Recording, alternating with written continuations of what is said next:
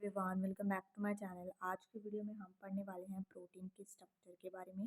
और फिगर 2.12 में जो है हमें दी गई है the level of structural organisation protein की। कैसे कैसे लेवल अप होता जाता है, पहले जैसे ए में primary structure and secondary structure and tertiary and quaternary. तो यस, मैं आपको बता दूं, मेरा सेकंड चैनल है साइको वर्ल्ड के नाम से। अगर आपको फिजियोलॉजी बोल रही हूँ, वो तो मैं पढ़ा रही हूँ, और साइकोलॉजी एंड सोशियोलॉजी पढ़नी तो जल्दी से जाएं और इसे सब्सक्राइब कर लें।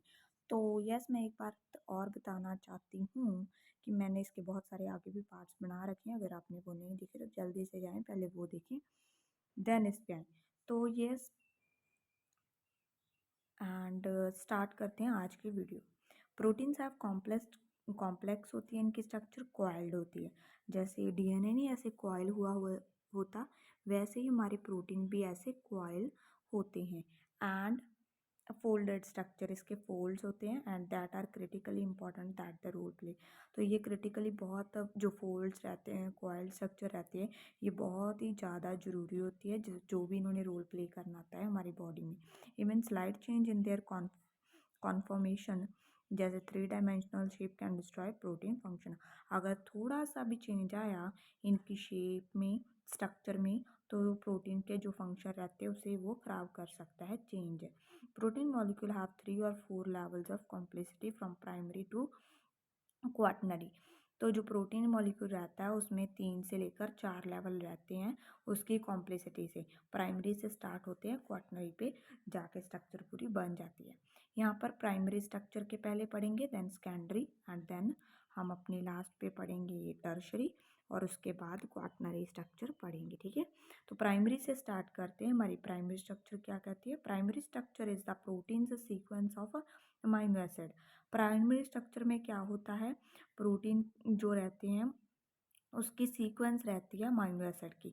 जो प्रोटीन में अमाइनो एसिड्स रहते हैं ना, जैसे ही यहाँ पर छोटे छोटे अमाइनो एसिड्स बना दूँ और इनकी जो सीक्वेंस रहेगी वो प्रोटीन में, वो प्राइमरी स्ट्रक्चर में आएगी। द लीनियर सीक्वेंस ऑफ, अगर लीनियर हो, यहाँ पर आपको दिखाई गई है लीनियर सीक्वेंस, जैसे लीनियर हो, ठीक है, सीक्वेंस इसकी अमाइनो एसिड की, composing the polypeptide chain is called primary structure of protein.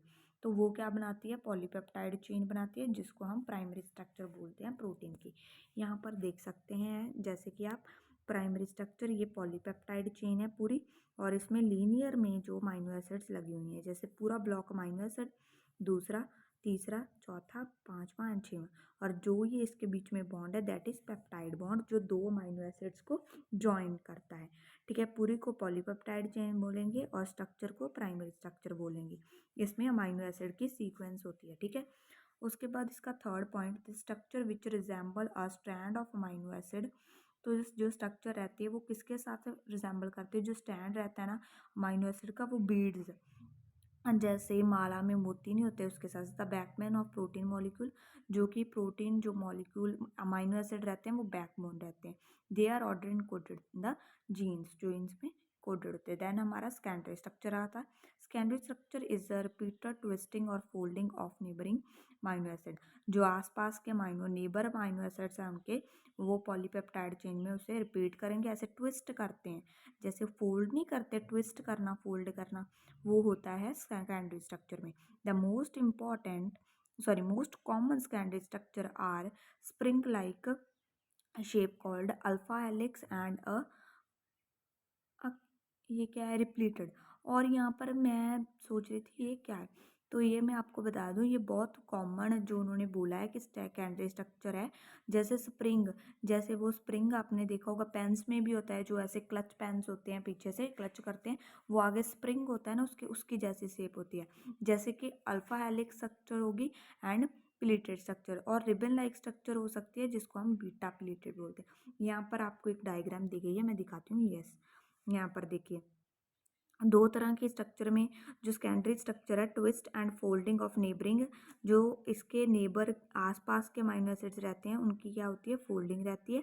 And वो फोल्डिंग कहाँ से होती है? हाइड्रोजन बॉन्ड जो रहता है उनके बीच वो फोल्डिंग रहती है।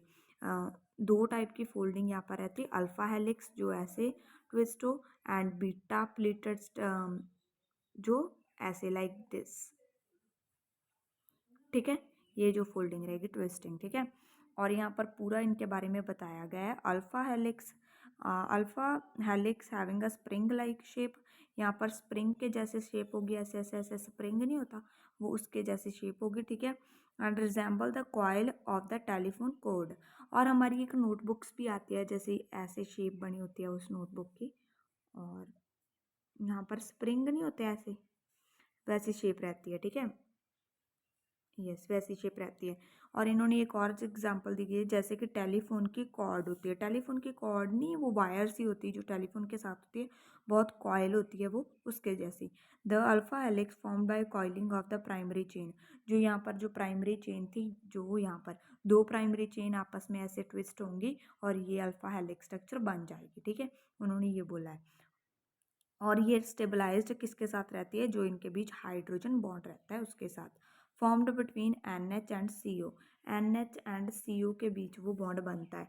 जैसे यहाँ पर आप देखोगे अगर ध्यान से, जैसे NH ये है और CO ये है, ये दोनों CO है, ये NH है, और ये इनके साथ जो डॉटेड है वो किसको रिप्रेजेंट कर रहा है, हमारे हाइड्रोजन बॉन्ड्स है जो यहाँ पर डॉटेड है, ठीक है। वो सभी क्या है, हाइड्रोजन बॉन्ड्स इनके बीच में, ठीक है, जो इसे स्टेबलाइज्ड कर रहे हैं स्ट्रक्चर को।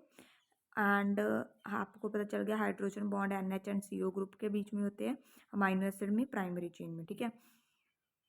ठीक है, उसके बाद hydrogen bond in alpha हेलिक always link different part of the same chain together. Same chain होती है बट डिफरेंट पार्ट को एक दूसरे के साथ जोड़ती है, डिफरेंट डिफरेंट उसके जो चेन्स के पार्ट रहते हैं उसको हाइड्रोजन बॉन्ड जोड़ता है। देन हमारी बीटा प्लेटेड शीट आ जाती है। जैसे ये शीट नहीं होती, जैसे अभी पेपर को हम एक बार ऐसे फोल्ड करें, एक बार पीछे से, फिर आगे से ऐसे फोल्ड कर देते हैं पेपर को, CD लाइक शेप बना देते हैं, वो वाली शेप इसकी बन जाती है। In beta pleated sheet the primary polypeptide do not coil, इसमें कॉइलिंग नहीं होती, इसमें तो एक दूसरे के साथ ऐसे ऐसे कॉइल हो रहा है ना, बट इसमें कॉइलिंग नहीं होती, ठीक है। And but are linked side by side, तो इसमें क्या होता है, एक साइड दूसरी साइड से लिंक होती है, ऐसे साइड बाय साइड क्या है, लिंकेज बनती जाती है, ठीक है। टू फॉर्म अ प्लेटेड, जिसमें प्लेटेड बन जाती है एंड रिबन लाइक स्ट्रक्चर बन जाती है, ठीक है।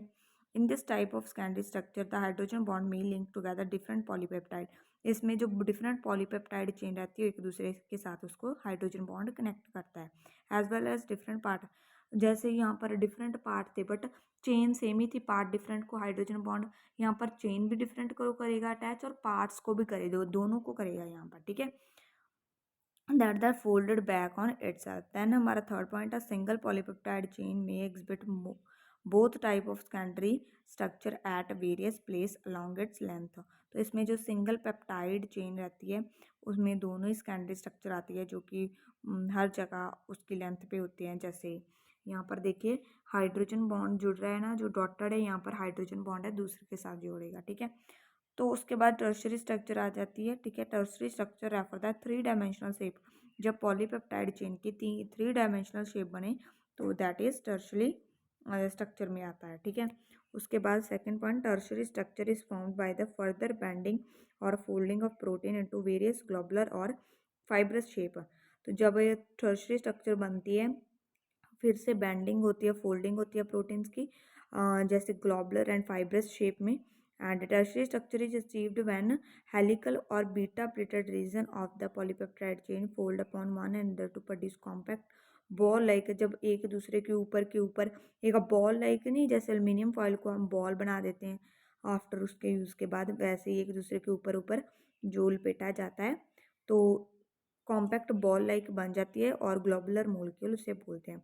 It is result from the hydrophobic R group, ये क्यों होता है, क्योंकि हाइड्रोफोबिक आर ग्रुप हाइड्रोफोबिक होता है, वो वाटर से बचने से पहले अंदर को फोल्ड होता रहता है कि मैं अंदर प्रोटेक्ट रहूँ, ठीक है।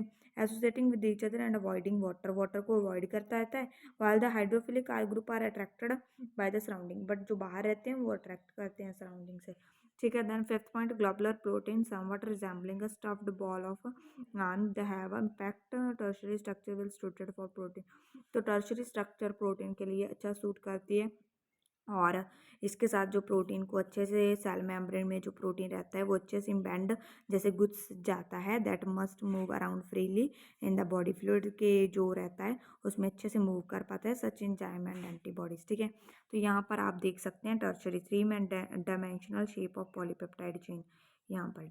ठीक है, देख सकते हैं यहाँ पर कॉइलिंग है जैसे, और यहाँ पर बीटा प्लेटेड चेन है, फिर कॉइलिंग है, ऐसे करके ये जो बनता रहता है। Then at last quaternary structure आती है व्हेन 2 और मोर पॉलीपेप्टाइड एग्रीगेट, जब दो से ज़्यादा पॉलीपेप्टाइड चेन आपस में मिल जाती है रेगुलर मैनर में तो और कॉम्प्लेक्स प्रोटीन फॉर्म करती है। The protein has quaternary structure, तो उस प्रोटीन के पास ऐसी वाली क्वाटनरी स्ट्रक्चर होती है, खतरनाक वाली, कॉम्प्लेक्स वाली। तो अरेंजमेंट ऑफ 2 और मोर पॉलीपेप्टाइड चेन यहाँ पर आप देख सकते हैं। ठीक है, उसके बाद हमारा this structure is the association of 2 or more polypeptide chains by non-covalent forces such as ionic bond, hydrophilic, hydrophobic interaction. It occurs in only one some protein. ये कुछ ही प्रोटीन में होती है। इनमें क्या होती है, दो से ज़्यादा जो पॉलीपेप्टाइड चेन है वो नॉन कोवलेंट फोर्स से एक दूसरे की तरफ अट्रैक्ट होती है, जैसे आयनिक बॉन्ड हो गया and hydrophilic and hydrophobic interaction होगी। Haemoglobin has is and this structure level hemoglobin consists of 4 polypeptide, 2 identical alpha chain and 2 identical slightly longer beta chain। जैसे हीमोग्लोबिन भी इसके तरह ही होता है, स्ट्रक्चरल लेवल ऐसा ही होता है हीमोग्लोबिन का भी। हीमोग्लोबिन में क्या होते हैं, 4 पॉलीपेप्टाइड चेन रहती हैं, 2 तो अल्फा चेन होती है जो कि बिल्कुल एक दूसरे से मिलती रहती हैं। ठीक है, एक जैसी होती है दिखने में, स्लाइटली लॉन्गर, और बीटा चेन थोड़ी सी बड़ी होती है। ठीक है, और वो भी 2 होती है बीटा चेन भी, बट थोड़ी सी बड़ी होती है। ठीक है, और one of the most important property protein की सबसे ज़्यादा important property is their ability to change conformation, specially tertiary structure.